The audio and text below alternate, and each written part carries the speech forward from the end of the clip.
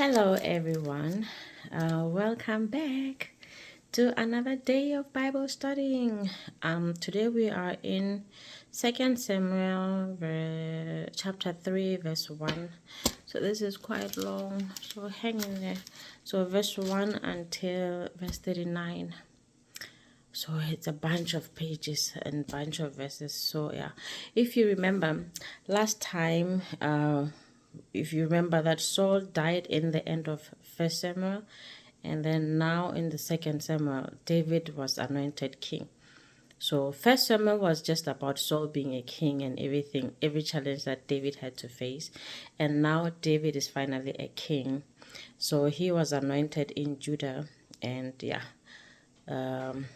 But Ishbonesh, Abner, if you remember, Abner was one of Saul's army commanders. So he decided to anoint Ishbonesh, and Ishbonesh is one of Saul's sons who did not die in battle.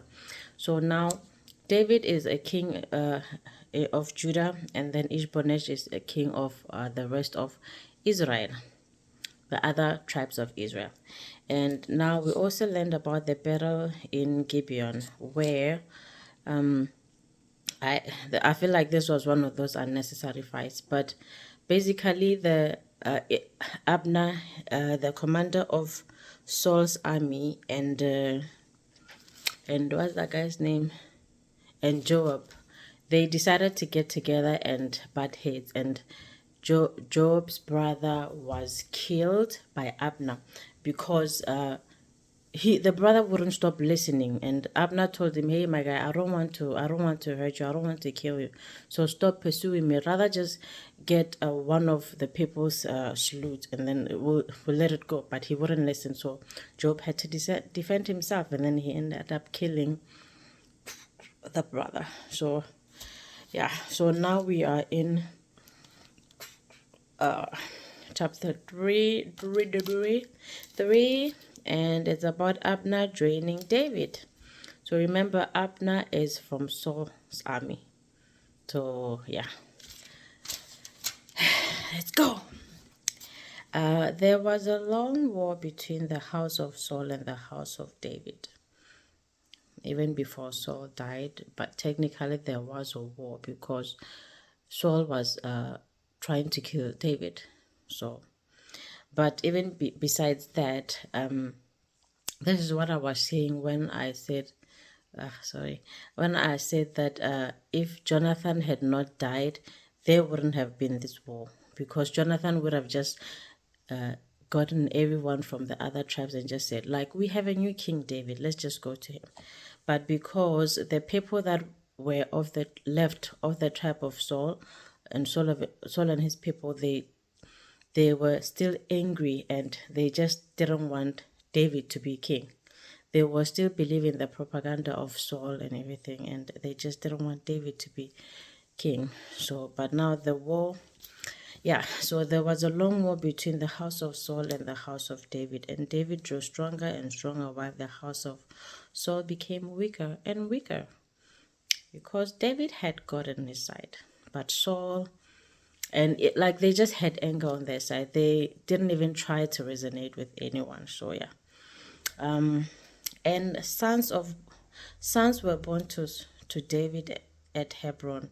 His firstborn was Amnon of Ahinoam of Jezreel, and his second was Chileb of Abigail, the widow of Nabal. So the two sons of and of Carmel, and the third Absalom, the son of Maacah, the daughter of Talmai, king of Geshur. So yeah, so far that's the three sons by three women.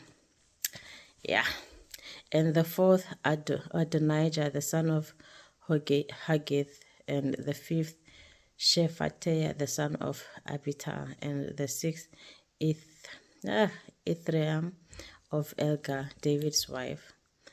And these were born of David in Hebron. Ugh. So Hebron just basically means before David became king over all of Israel.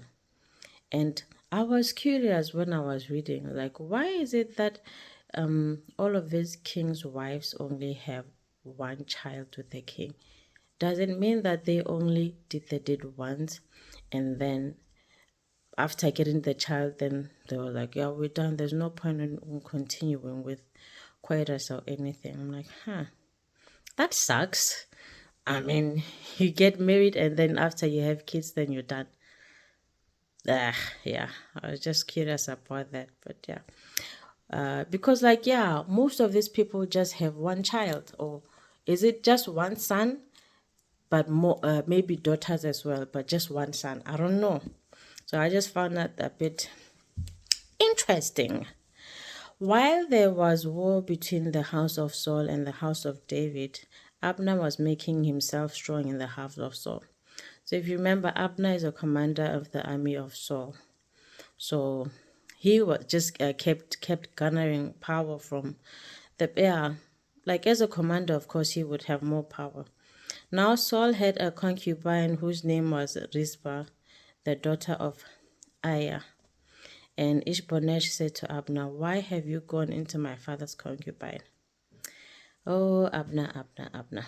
So basically, Abner did it with Saul's concubine. If you know, a king would have a wife and concubines. Concubines were just the sides, just not the main wives. The other women that he would entertain himself with. So after Saul's death, I guess Abner was like, I also want to be where the king has been. So he was like, yeah, he decided to sleep with Rizpah, the daughter of Aiah, and which of course upset Ishbosheth, because how could you sleep with, besides the fact that it's someone else's concubine, but that someone was also a king, and now that's like two offense already, and now he is acting as if it's okay. So even I think that Abner sinned here. He was wrong. Then Abner was very angry over the words of Ishbosheth and said, "Am I a dog's head of Judah? To this day I kept showing steadfast love to the house of Saul your father, to his brother and to his friends, and have not given you into the hand of David. And yet you charge me today with a fault concerning a woman." So are you saying you're not guilty anymore? You still slept with my father's concubine. Just because he's dead doesn't mean she was not my father's concubine. So now obviously he is gaslighting Ish, because Ish now has to depend on Abner for security. So yeah, and now God do to Abner and more also, if I do not accomplish for David what the Lord had done to him. So now all of a sudden, because he was called out, Abner was called out, now all of a sudden he is saying, God do to Abner and more, if I do not accomplish for David what the Lord had shown to him, to transfer the kingdom from the house of Saul to the house of David over Israel and over Judah, from Dan to Beersheba. So now, just because Abner called him out, Abner is threatening to now transfer the kingship to David. So basically, Abner wanted to control Ish, the king.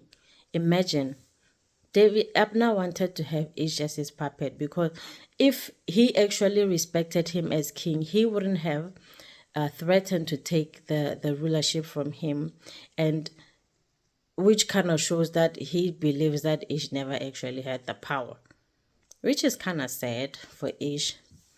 And Ish could not answer Abner another word because he feared him. See, you are gaslit and then you are also threatened. Now, as a man who knows that he depends on other men for survival, he couldn't really say much after this. And Abner sent messengers to David on his behalf, saying, "To whom does the land belong? Make your covenant with me, and behold, my hand shall be with you to bring over Israel to you. Abner is a backstabber. I mean, he was faithfully, because now looking back, it seems like it was just opportunistic, because as soon as Saul was out of the picture, he got Ish into the seat. But now, because Ish is questioning his tactics and his actions, now he's taking the everything from Ish and now giving it to David. Now he's going to David like, okay, who does the land belong to? Make a covenant with me and I will bring it to you. And he said, yeah, Abner, disappointing. And he said, good, I will make a covenant with you, but one thing I require of you, that is, you shall not see my face unless you first bring Michal, Saul's daughter, when you come to see me, you come to see my face. So this is basically David, I think David telling Ish that, yeah, we can make a covenant, but you cannot see me if you don't. If you remember, Michal is Saul's daughter. She was married to David, and the last time she saw David was when she helped him escape from Saul through the window. And then because Saul was also using that marriage as a pawn, so to kind of know, to control David through his daughter, but his daughter decided to be faithful to her husband. So after their marriage failed because of the father's interference and David actually having to flee from her father, then now she was married off to someone else. So now David is saying, if you want us to have a covenant, bring my first wife back. Because if you remember that Michal was actually David's first wife.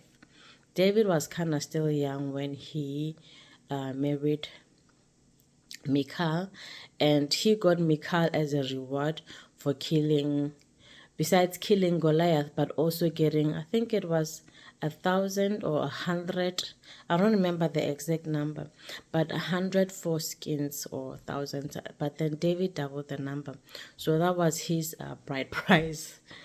So, which was kind of interesting and insulting in a way. Imagine having to cut like 1,000 men. Obviously, those men are dead, because there's no man who will just be like, yeah, cut me just so you can get to marry the king's daughter. So, but yeah, that's what happened. And now David wants his first wife back, because now he no longer has to run for his life. So he can finally have his first wife back. And then David sent messengers to Ishbosheth, Saul's son, saying, give me my wife Michal, for whom I paid the bridal price of 100 foreskins of the Philistines. Okay, there we go. Been answered. I wasn't sure if it was 100 or 1,000, but now we got our answer. It was 100 foreskins from the Philistines. So yeah, he paid. That was what was asked of him. And Ishbosheth sent and took her from her husband Paltiel, the son of Laish. But her husband went with her, weeping after her all the way to Bahurim. Then Abner said to him, go return. And he returned. Now, imagine, now the man, like Michal got married off to someone else again. So after her marriage with David was cancelled, destroyed, I don't know what the proper word is, dissolved, annulled, I don't know. Yeah, because it was only cancelled or annulled on one side. It wasn't on both sides. So based on David's side, they are still married. And of course, they are still married. But Saul took her daughter and married her off to someone else. And now they've been living happily together. And now imagine now her father is dead. And then someone comes and says, no, her brother comes and says, no, you are married to someone, you're still married to David, so he wants you back. And then now she has to leave everything that she has, everything that she owns, even her husband. But so far, it doesn't seem like they have kids. So this so far it doesn't seem like they have kids. So now she's leaving, and of course, her husband loves her.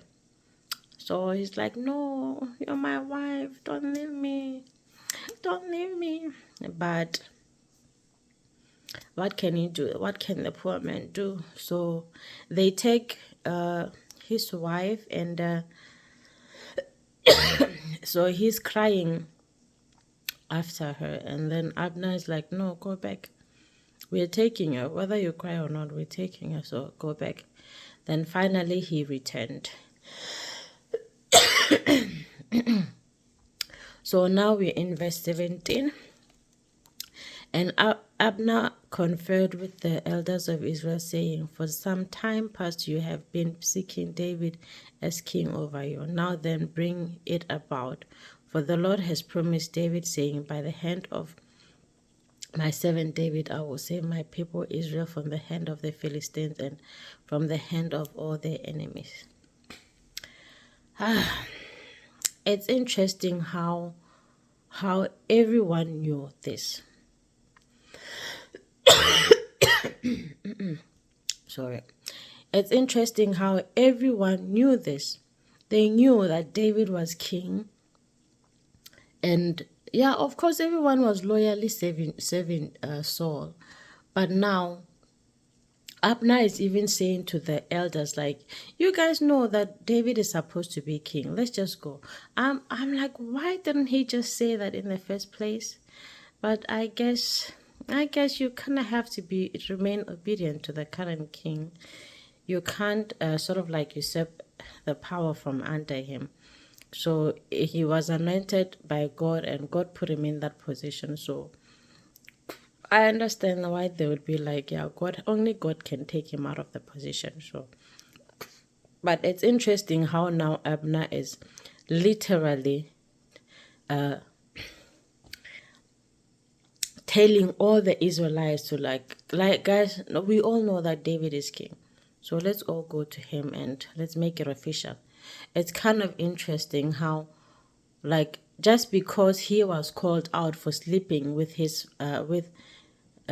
former boss, his concubine, and now he's literally taking everything from that family and transferring it to the other family, while he was before, just a few chapters before, or just a few months, I don't know how how long it was from the end of First Samuel to now in verse chapter 3, but literally from just a few minutes ago or a few readings ago, now he is completely turning all over and now following David. Was he really ever faithful to Saul, or he was just seizing the opportunity? The opportunity was just there, and he just like took it, which kind of tells me like then you can't really trust him. You can't really trust him as much as, yes, he is a commander. Obviously, he was in that position for a reason, but still, I'm like, if the first opportunity you get is to do wrong things, then it means that you were not really a faithful servant. You were just opportunistic. You just wanted to take advantage of the opportunity that was presented before you. So I kind of feel sorry for Ish, because now, just because he called someone out on their wrong behavior, now it is used against him. So, because the honest truth, if he had not even called Abner out of fear, whatever, or fear or whatever, then he wouldn't have been a good king, because Abner would have called the shots anyway. Abner would have told him, like, yeah, I don't think we should go into war with these people. No, we should do this. We should do this. So he wouldn't have been a king. He just would have been a puppet used by Abner. So now the the rest of Israel and the elders are deciding to go to David and be under his rulership, his kingship or whatever. Yeah, because suddenly they remember that the Lord promised to deliver Israel through David, to the hands of David. So where was all of this when Saul was king? Abner also spoke to Benjamin and then Abner went to tell David all he at Hebron, and that Israel and the whole house of Benjamin thought good to him. Benjamin just means the tribe of Benjamin. So if you remember, the tribe of Benjamin is obviously from the one of the 12 sons of Israel, Jacob, and the tribe of Benjamin was sort of like the youngest. Benjamin was the youngest son of David. So Saul was from the tribe of Benjamin. And so Abner went to speak to Benjamin, the tribe, the leaders or the people. And then Abner sent to David at Hebron all that Israel, at Hebron, or wait, and then Abner went to tell David at Hebron all that Israel and the whole house of Benjamin thought good to do. So basically, after the talk with Benjamin, Abner went and told David everything that what they think they're going to do and what they think basically is good to do. And when Abner came with 20 men to David at Hebron, David made a feast for Abner and the men who were with him. Okay, so David, of course, is happy. The man is happy that he no longer has to run for his life every chance, but he gets to finally be in the position that God has called him for. But yeah, and Abner said to David, I will arise and go and will gather all Israel to my lord the king, that they may make a covenant with you, and that you may reign over all that your heart desires. So David sent Abner away, and he went in peace. So finally, the tribes are coming together. Everything is looking good. Everything is looking up, and I don't know. I feel like Jonathan would have probably done the same thing, but it would not have been out of deceit. Jonathan would have just said, like, yeah, we all know that God called David to be king.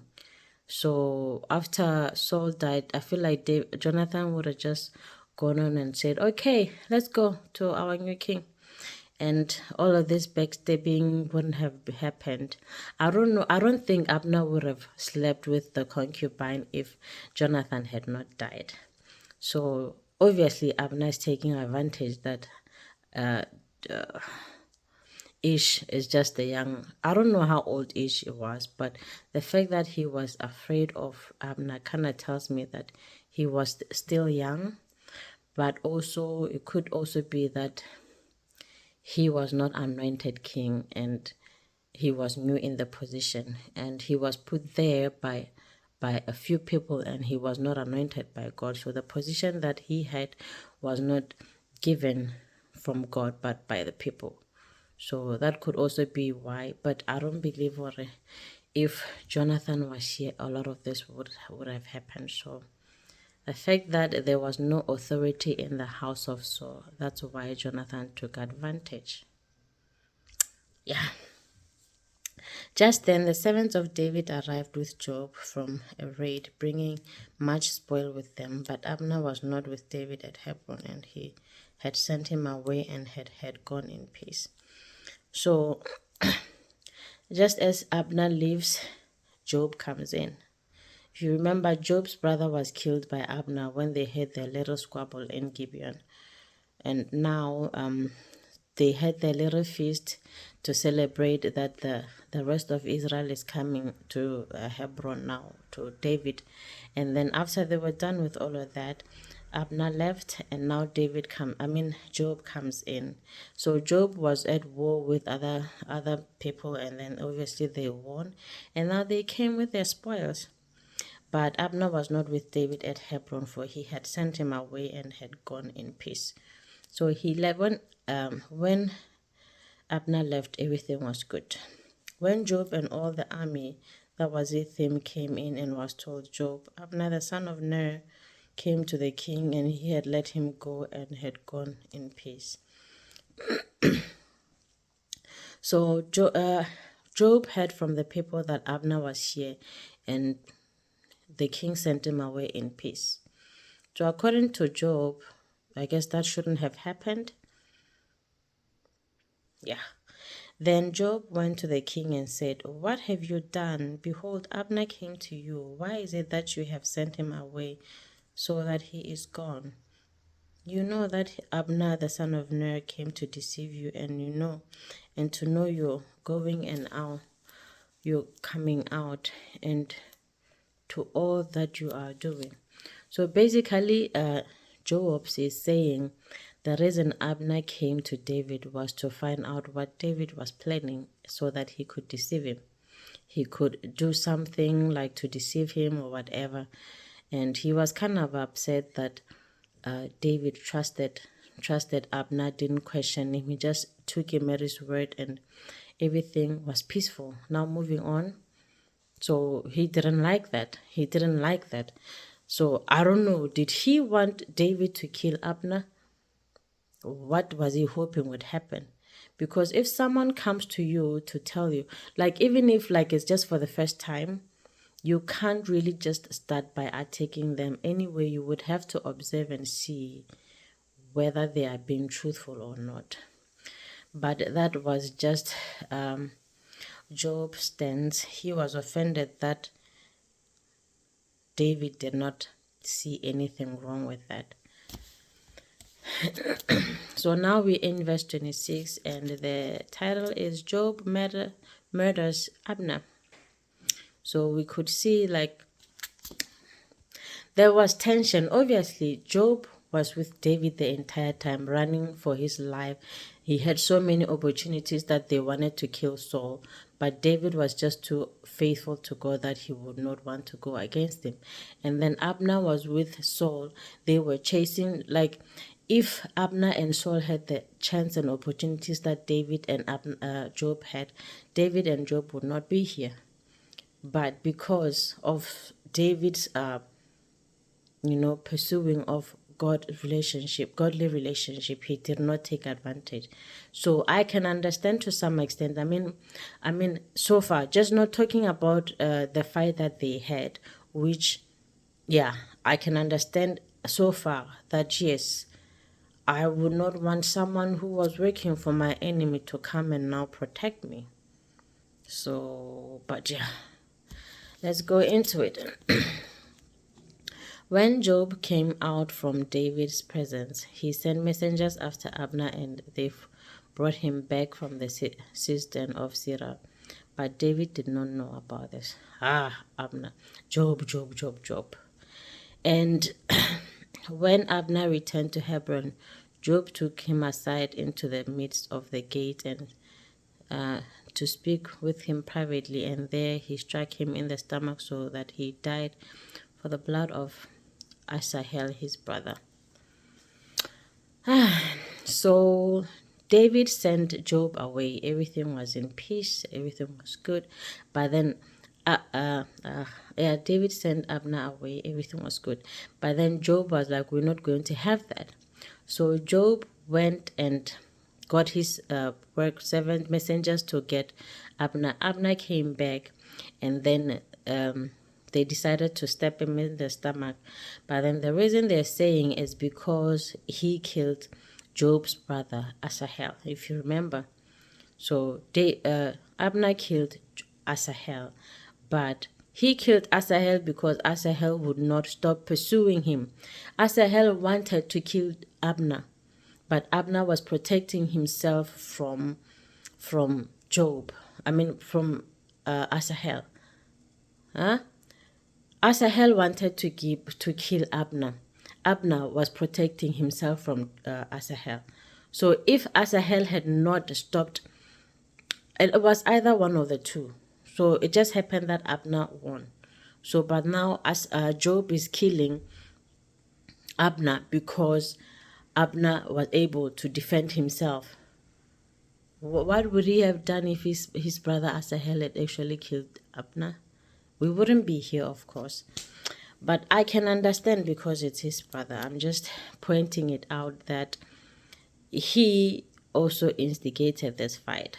But he supported it and was all for it. And he didn't listen when Abner told him, like, hey, my guy, if you keep doing this, one of us is going to lose his life. And I know it's not going to be me. But Job didn't even do anything then. So he was just watching, and he was upset when his brother was killed at the end. Was he hoping that his brother would kill Abner? Of course, there is hate and animosity between them, which kind of makes sense. But in war, yeah. Then afterwards, when David heard of this, he said, I and my kingdom are forever guiltless before the Lord for the blood of Abner the son of Ner. Of course, David did not request the blood of Abner. So this was all on Job. So not on David.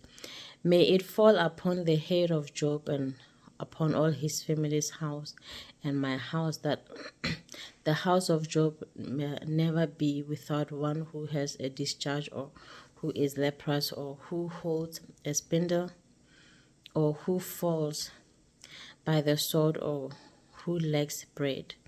That's a huge curse. So Job and Abishai, his brother, killed Abner because he had put their brother Asahel to death in the battle of Gibeon. Yeah. So David is like, I don't want any of this. My kingdom never approved of what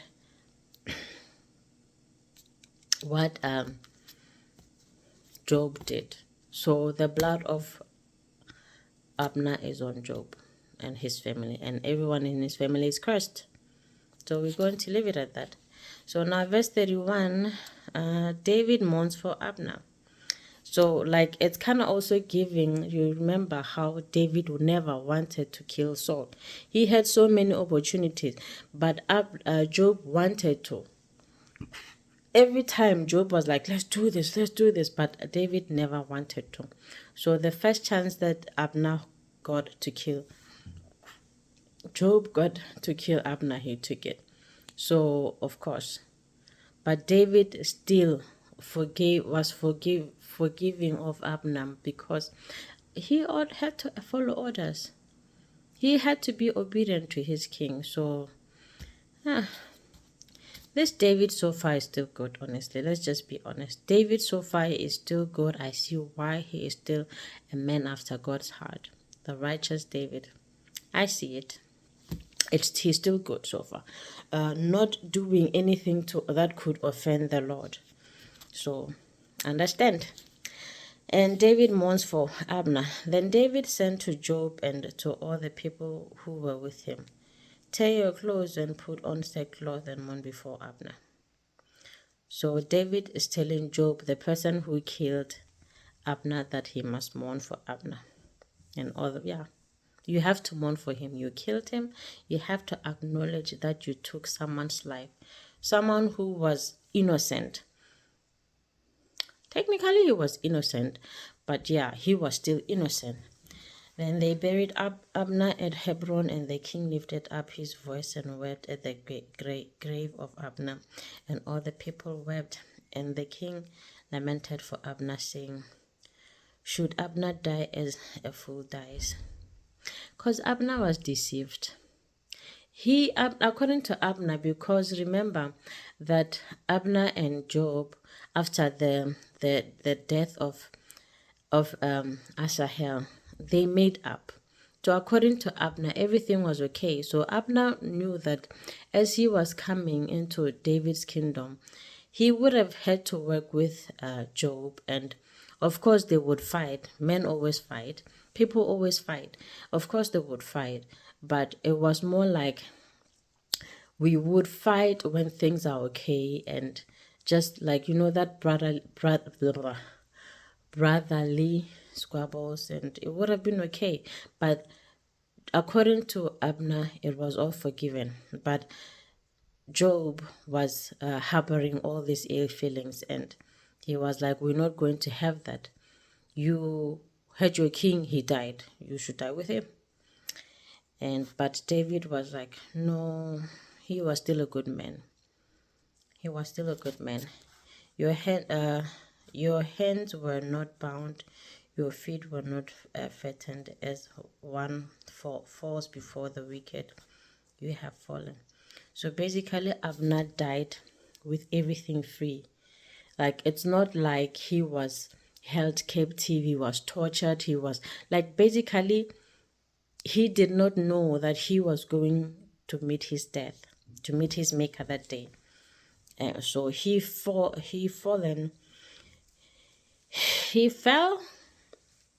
he died, and yeah, he didn't know. Usually, when when you're going to get killed, they would tie you up, or so you don't have the freedom to run or to fight back. Abner had all of that, but because he did not know it was coming, yeah, he couldn't.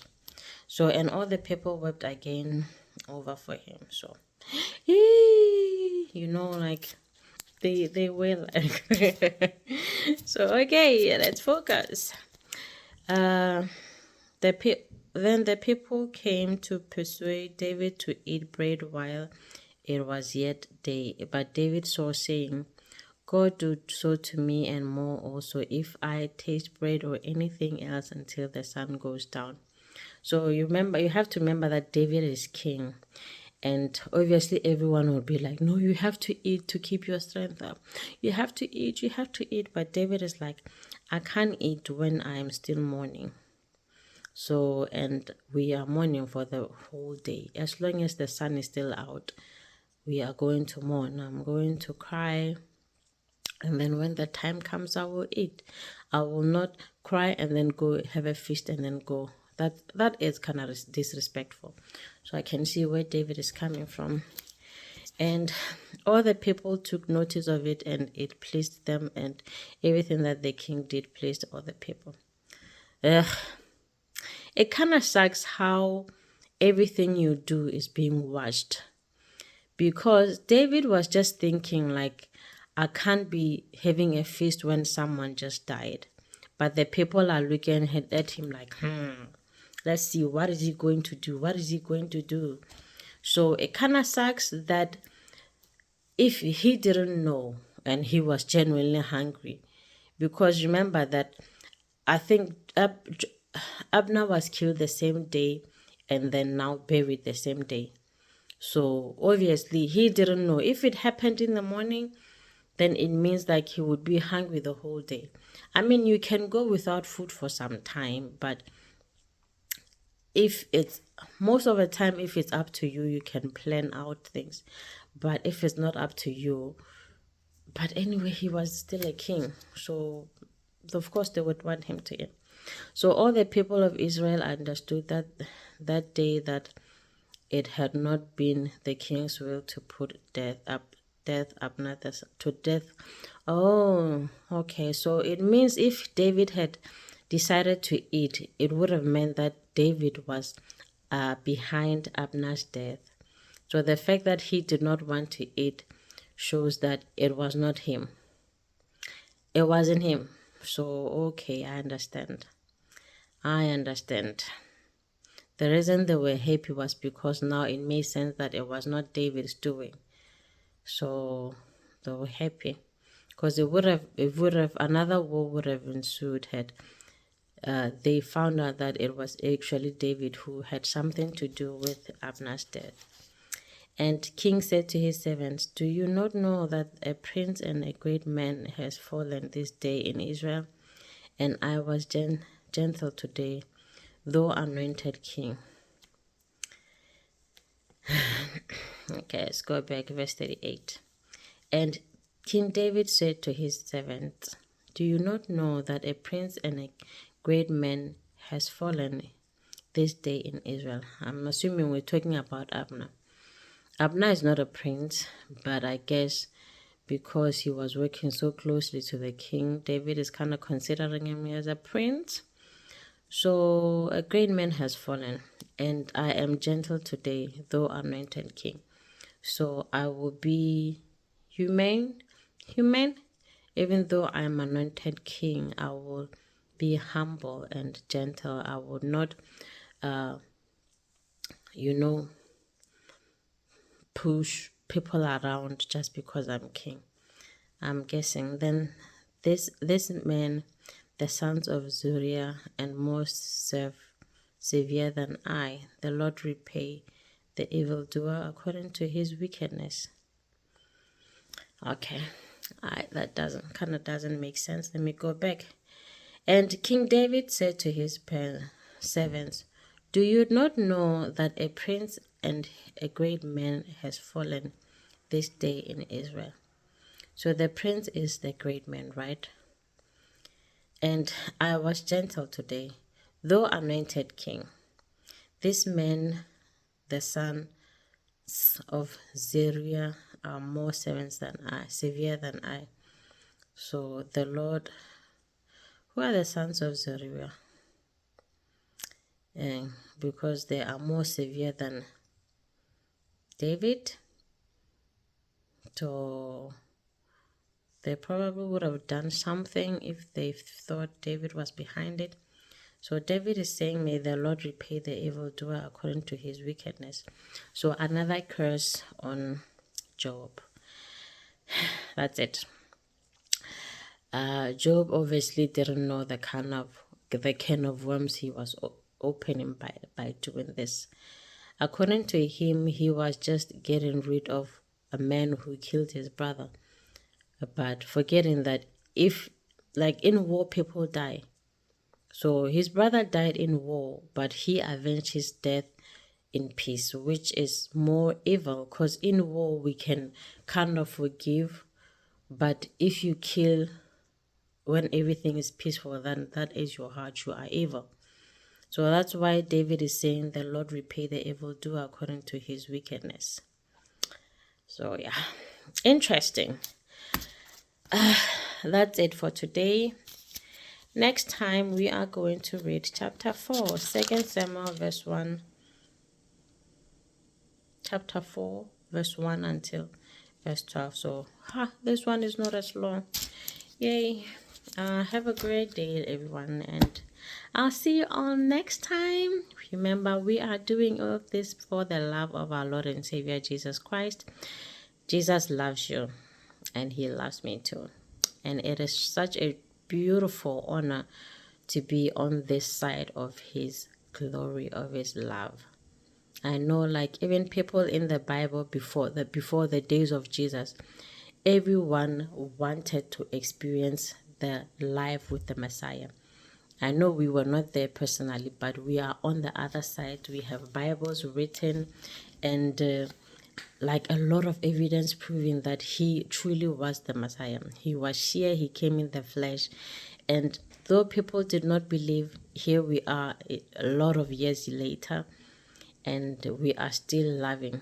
We are still experiencing his love and mercy. It is truly such an honor and such a blessing. Just taking it as it is. We get to worship God freely. I know there are people who don't have this opportunity to do it freely, but we do. So I pray that you guys receive Christ as your Lord and Savior, and you take the time to read the Bible yourself. It's all good that some of us are reading the Bible, but you can't rely on everyone's, like other people's understanding, revelations, discernment. You have to know God yourself. You have to have a personal relationship with the Creator himself. So if you are only relying on other people, then you will not know who he is. He will not know you. So take the time, make the time, read your word. And see you all next time. Love you, bye.